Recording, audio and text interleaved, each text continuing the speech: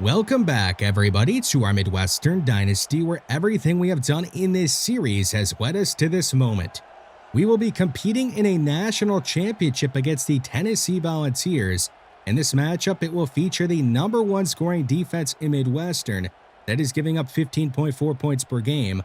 Also, the #1 scoring offense in Tennessee that is putting up 36.4 points per game. The Volunteers have scored under 30 points just once all year. It came in the SEC championship game, and it is their lone loss of the year. The Horned Owls have allowed 30 or more points 3 times this season and lost 2 of those 3 games, and they have lost 2 times this season. So we have 2 great teams facing off in the national championship game with 2 completely different play styles. Let's find out who will be crowned champions. Tennessee is going to start out with a play-action fake and a deep shot over the middle that is going to be caught by David Uphoff. His 84th reception of the year goes for 32 yards. And just like that, Tennessee is up near midfield. And they're now going to be across it as Uphoff has another huge gain. He is all the way inside the 20 of Midwestern, down at the 18. In the red zone at the 11, it's 3rd and short. Gio Fiedler is going to take the rock and get tackled ahead by Santiago Martino, getting the first down. Full to go at the 7. Fiedler left side is going to cut up inside and be brought down by George Notty just short of the end zone. So just 2 yards away from scoring the first points of the game. It is going to be a run right side. Matthew Reed with just his 5th carry of the year, and he gets stuffed in the backfield by Sodzenbacher. Loss of 1. 3rd down. A man in motion, that is Uphoff, who takes the jet sweep and is dropped in the backfield as well. Another loss of 1. Eric Lamb making the big play this time. So Tennessee, despite the great start they had to this drive, they will have to settle for a field goal attempt. James Halterman is going to make the 21-yarder, and Tennessee will strike first and go up 3-0. That was a good look at what Tennessee likes to do on offense. They want to push the ball down the field and get the ball into the hands of their great wide receivers. Midwestern is the exact opposite. Not that they don't have great wide receivers, but they have 2 elite running backs, so they like to run the ball a ton. As soon as I say that, though, they throw the ball, and Nick Shields, he ends up getting the first down. They get it across midfield into Tennessee territory. At their 49, Midwestern is going to run it with Sizer, who breaks away from a defender and picks up 8 yards on his 3rd run already of this first drive for the Horned Owls offense. Terrell left giving him a breather, and he's going to run inside, get a first down, going down at the 33. Horned Owls moving the ball down the field, but are now facing 3rd and 5. They'll stick with the run and not get the first down. Left down 2 yards short of the marker. So Jason Opsey could come out for a 43-yard try, but the Horned Owls instead leave their offense out there and use the hard count and get Tennessee to jump off sides. A big mistake by them that will keep this drive going for Midwestern. Outside the red zone, Sizer fighting his way up to the 15. But this is going to be coming back. Quinston Smith, our starting center, will be called for holding. He's had a good year. Makes a mistake there. From the 30, Sizer on the toss. Gets a block from Garrett. And is down near the original line of scrimmage. A yard short of that. 2nd and 11 at the 22. Ham, facing pressure. Gets a pass off in time. Hitting Nick Shields, who is inside the 5. And down at the 2. What poise out of Jesse Ham, the true freshman quarterback, to stand tall in the pocket and deliver. A great throw. Full to go. Sizer up the middle is not going to be denied. He will get into the end zone for the first touchdown of this national championship game. And he adds on to his career total. He's up to 56 career touchdowns. And what else? They answer and take the lead. About a minute to go in the first. It's going to be a deep shot right side. And that is a great throw out of Jake Merklinger.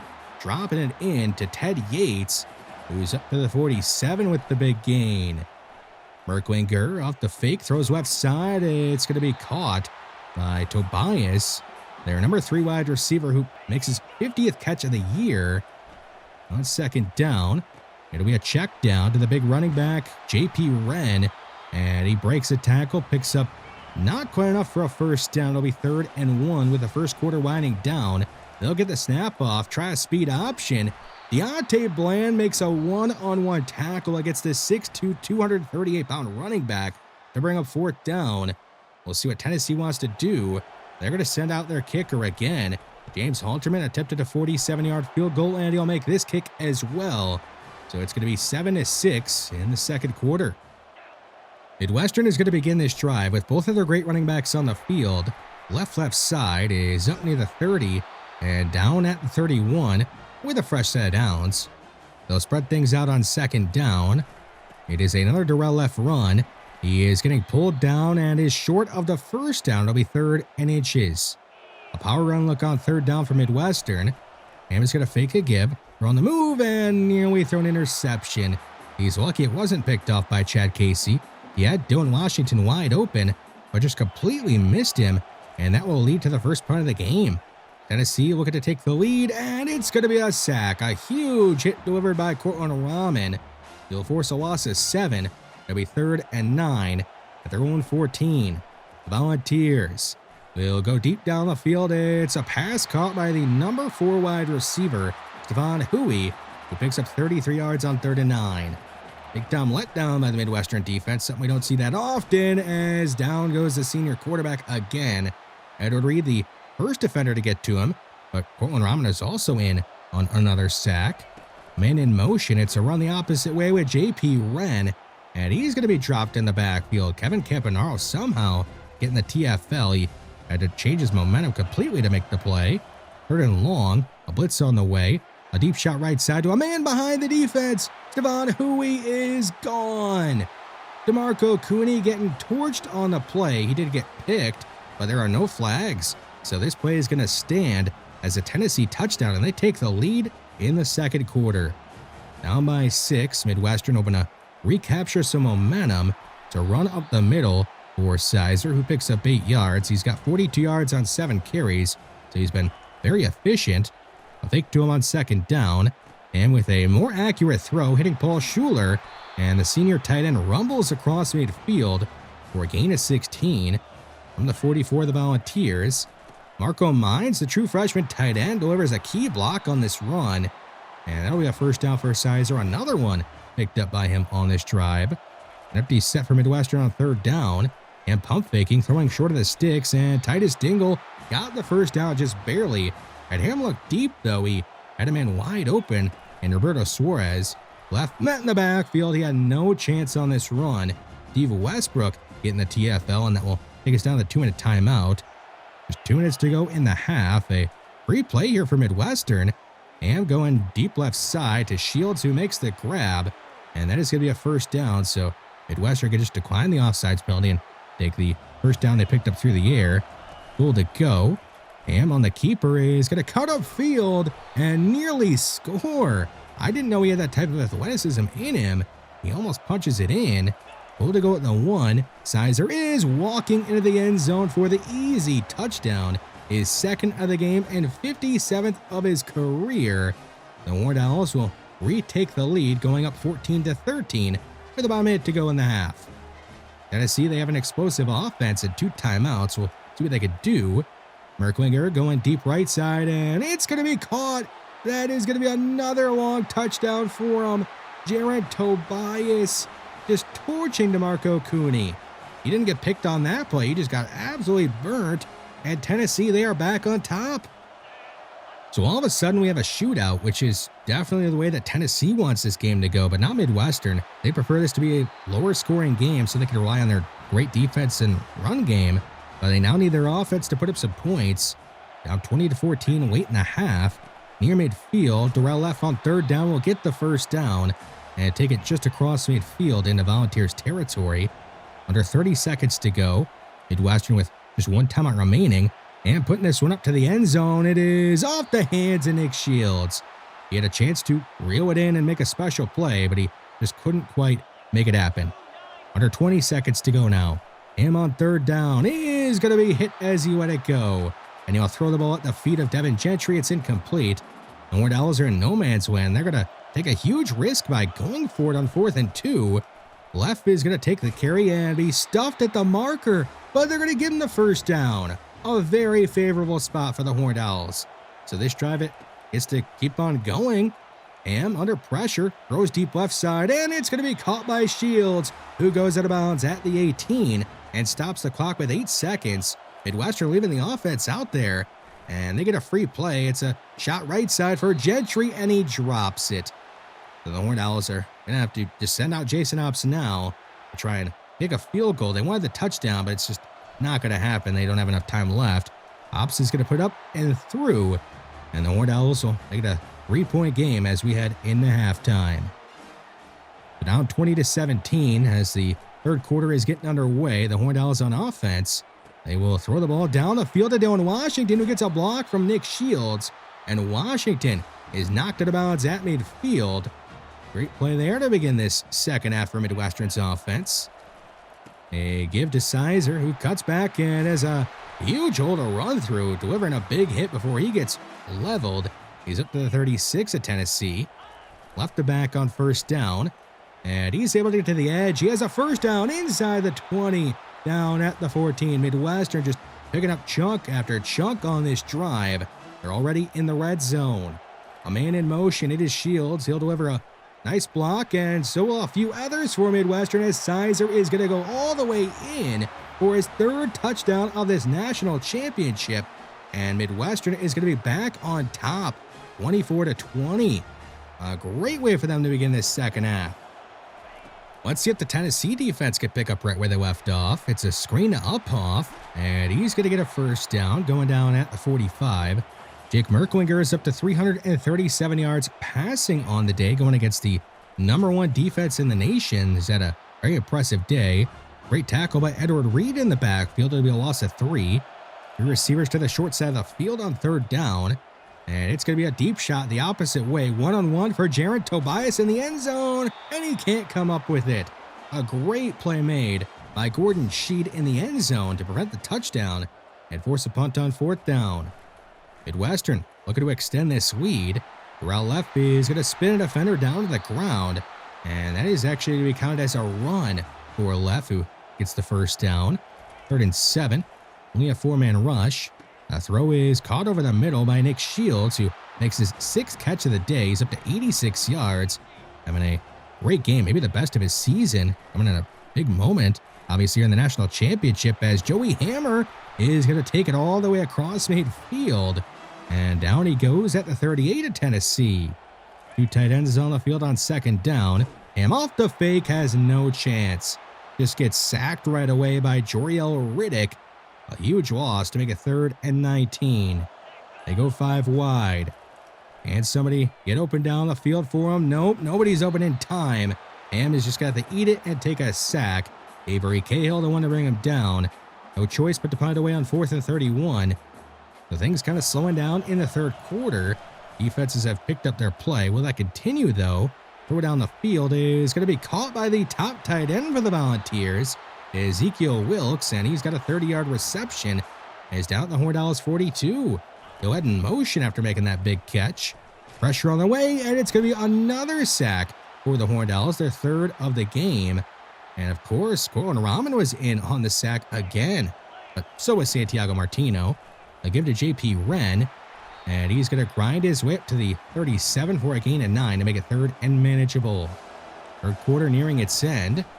It's going to be a keeper for Merklinger, and he's going to be brought down in space by Keontae Speed. Just his 3rd tackle of the season. It'll make it 4th and 3. Big moment in this game. Tennessee, they're lining up to go for it. Down by 4 to give to J.P. Wren, and he will not get to the spot that Tennessee needs. Sonsenbacher and also Santiago Martino able to team up to get the stop. And we're now also force a turnover on downs. 3rd and 5 already. A blitz on the way. Ham is going to throw this screen before anybody is ready. And the Horned Owls, despite getting that great stop on defense, they go 3 and out on offense. They give the ball right back to Tennessee, who have a chance to take the lead. 3rd and 5 for them as well. And Merklinger is going to scramble up the middle, getting the first down, but this is coming back. There was an obvious hold. The Tennessee offensive line tackled Andre Okoye and made it so obvious that everybody saw it, and the refs had to throw a flag. 3rd down. Merklinger is going to take off with not much room to run, and he goes down the original line of scrimmage. So whatever was going on at the end of the first half has completely changed in the second half. The defenses have been in control. We're now about midway through the fourth quarter, and it's 24-20. It was 20-17 and a half. Nick Shields making a catch deep down the field. Another holding call on Midwestern, though, and that play is not going to count for us. 1st and 20 at the 27. Him is going to be moved off his spot, and he'll find Nick Shields, who gets a block, and he's got the first down. Over 100 yards receiving here in the national championship. He's saved arguably his best game of the season, or the biggest game. Great thing for us. Darrell left on first down is going to pick up 8 yards as we're now under 7 minutes to go in the fourth quarter in a tight game in the national championship. And throwing a quick bubble screen to Shields, and he's got a first down easy down at 40.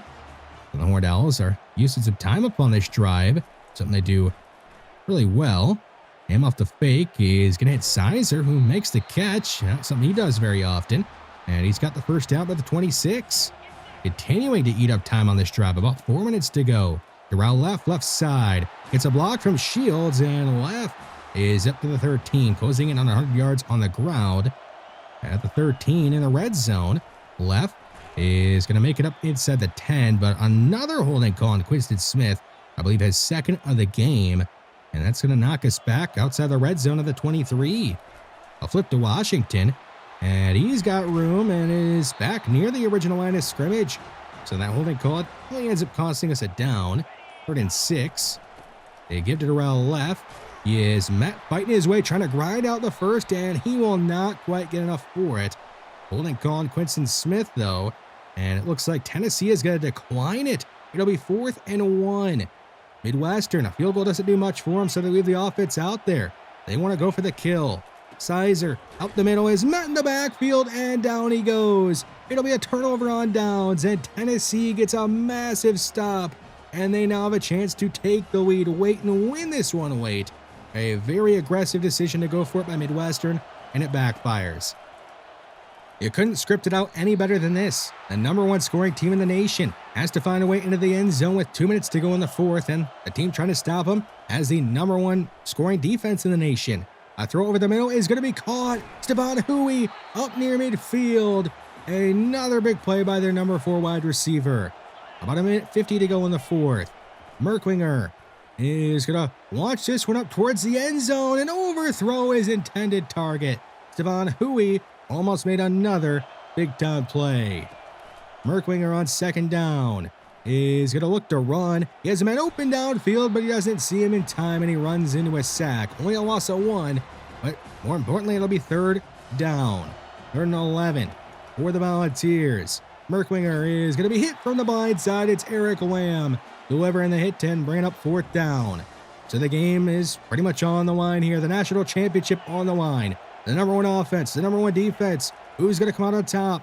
Merkwinger scanning. He's going to launch deep down the field, one-on-one towards the end zone, and it's intercepted at the goal line. Ben Edmonds with another clutch play late in a playoff game. He's up to 3 picks in the postseason, and he may have just won Midwestern this national championship game. They will likely need 1 first down to completely seal it. Tennessee does have 2 timeouts, so a first down away. Sizer cutting back to his left. He is going to run a defender over and go down a yard short. Tennessee uses a timeout. A yard away from ending this game. Darrell left is the running back. He'll take the carry, and he's got the yard the Horned Owls need. Midwestern is going to win. The Horned Owls are national champions, defeating the Tennessee Volunteers 24-21, pitching a second-half shutout against the #1 scoring offense. In the 4 playoff games that Midwestern played, the defense only gave up 9.25 points per game. What a run by them, and the entire team really. 15-2, CUSA champs, 2 shutouts, 1 in the postseason. Such a great year. And Reggie Hambrick, he gets to lift up that trophy and also picks up his 50th career win on the biggest stage. So the Horned Owls are national champions for the first time ever. Your player of the game is Avery Sizer. He's your MVP, 3 touchdowns, 104 yards. A few other notable performances. Darrell F. had 102 yards on the ground, giving us 2 100-yard rushers in the same game. In the national championship game, Nick Shields had 112 yards receiving on 8 catches, saving his best for last. On defense, it was a huge day for Cortland Rahman. It felt like he was making a play on just about every single drive out there. He ends up with 3 TFLs and 2 sacks. Ben Edmonds had the game-sealing interception. I could just keep going down the list and naming individual players, but as a team, we did just enough on both sides of the ball. The defense, they got torched in the second quarter. But considering the opponent we were going up against, the best offense in the country, the defense played really well. And the offense, it produced just enough points to get us to win and make us national champions. So we finished the year 15-2, winning a conference championship and a national championship, putting up 29.7 points per game, the 25th most in the nation. We were putting up 217 passing yards per game and 169.9 rushing yards per game. The best way that I could describe our offense this year is good enough to win it all. Were we the best offense? No, especially passing. We have a lot of improving that we could do throwing the ball, but our ground game was the best. And the offensive line, besides the holding calls, I thought they were good. Quarterback play was all right with Jesse M, especially considering he's a true freshman. On the defensive side of things, this was an amazing year.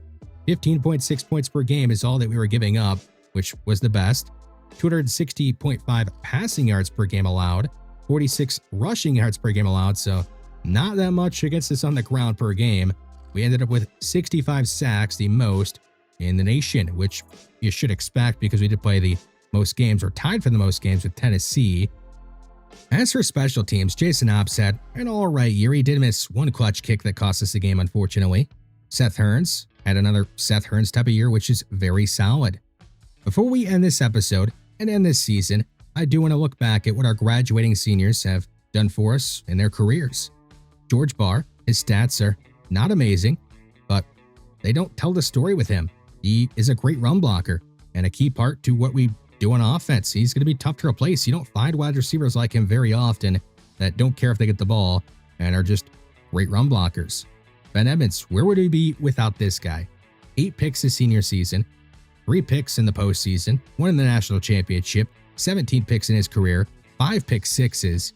His overall, not great, just a 79 or 80 depending on the screen that you're looking at, but it didn't matter to him. He was able to go out there and prove that he is a true elite #1 cornerback. Probably won't get drafted because his overall is as low as it is, but we all know he's a great player. Jimmy Fisher, he is going to go down as Mr. Holding, I guess. He did get called a lot for holding, but he was a 4-year starter for us. 2 years at right tackle, 2 years at left tackle. And yes, he did have a lot of holding calls against him, but he also was getting the ball ran to his side quite a bit. So I think he was fine for us. Maybe he ends up getting drafted. His overall is pretty good. Joey Hammer had his best year statistically as a true freshman somehow. I wish we could have gotten him the ball a little bit more, but it just didn't happen. Now, when he came onto campus, he was really just a pure receiver. He was able to develop into a great run blocker, even was able to get his outside shield up to platinum. That is a lot of hard work that went into getting that up and being a key part to our run game. Eric Lamb finally got the recognition he deserves. It took long enough. It came here in his senior season, where he picked up 14.5 sacks, 26 TFLs, and won the Defensive Player of the Year award. 42 sacks in his career, most in Midwestern history easily, for now, until maybe Martino catches him. 75 TFLs. I think he's going to end up getting drafted, a 91 overall, who just won the Defensive Player of the Year award and was a leader on the best defense in the country. He should get drafted. Andre Okoye had some disappointing stats as a senior. He did have a very memorable pick 6 against Jacksonville State in the regular season in a big-time matchup. It was a top 25 matchup, and he ended up taking a screen pass back for a pick 6 or a thick 6. That's what I'm going to remember him for, is that, and having some solid success early in his career as a pass rusher. Edward Reed, beastly run stopper, had good enough as a pass rusher to stay on the field in some passing situations. Really though, an amazing run stopper, 59 TFLs, and he did all that well doing the dirty work. He had to take on a lot of double team blocks, but fought through them and still made a lot of plays for us, and was really the main reason our defense was that great against the run. Enrique Roundtree, he never developed his pass coverage skills, which is why he ended up being relegated to special teams, but he was great on special teams and made a lot of plays for us on punts and kickoffs, which is why teams were always starting back near their own 15-yard line. He would fly on down there and was in on the tackle quite a few times. Taylor Sonsenbacher, this guy had a really good career, even though he was not really a full-time player for us. I mean, look at the stats, 236 tackles, 23 TFLs for a guy who just didn't really start for us, but ended up turning in a good career and is up to a 90 overall. somebody that we probably should have used a bit more. Paul Schuler had a solid career, but it could have been a lot better. I wish we had been able to redshirt him when he first got on the campus, but we couldn't afford to. We needed a tight end too, and that is what he ended up being for his entire career. Even though he had Star Devin as a 6'6" tight end, we really should have used him more in the red zone, and that is my biggest regret with him. Nick Shields had a monster junior season. I mean, just look at those stats: 1,093 receiving yards, 15 touchdowns receiving, also had a rushing touchdown his junior season. But his senior year, he came crashing back to earth. Drops were a problem for him, and I think had he had better hands, he could have been one of the best wide receivers in the country. Just didn't end up happening for him. Had too many drops, still turned in a very nice career, and saved his best for last. Had a great national championship game. Avery Sizer, what a career this dude had. 58 total touchdowns, 4,450 total yards. He averaged 5.6 yards per touch. A really fun player to have on the team and to use. It's unfortunate that he's likely not going to be getting drafted due to his overall being what it is, which is either an 83 or 85, depending on the screen that you're looking at. I do hope that somehow he's able to get drafted, but it's likely not going to happen. Josh Wood, a really consistent player that never hit his ceiling ratings-wise. He didn't even get close to his skill caps, to be honest, but still was a good player. Won the Best Defensive Back award his junior season, and he's going to leave Midwestern with the most tackles in school history. Now, he's going to be passed by Thomas Mitz likely next year, but for a safety to get that many tackles and make that many plays, it was fun to watch him out there as well. So we're going to be ending this year and ending this episode as national champions. It's going to be a very interesting offseason. We're going to be losing a lot of key players, both coordinators, and joining the Big 12 next year. We'll see what this team ends up looking like after the offseason, which will be the next episode. Thanks for watching this one, and I will see you in the next one.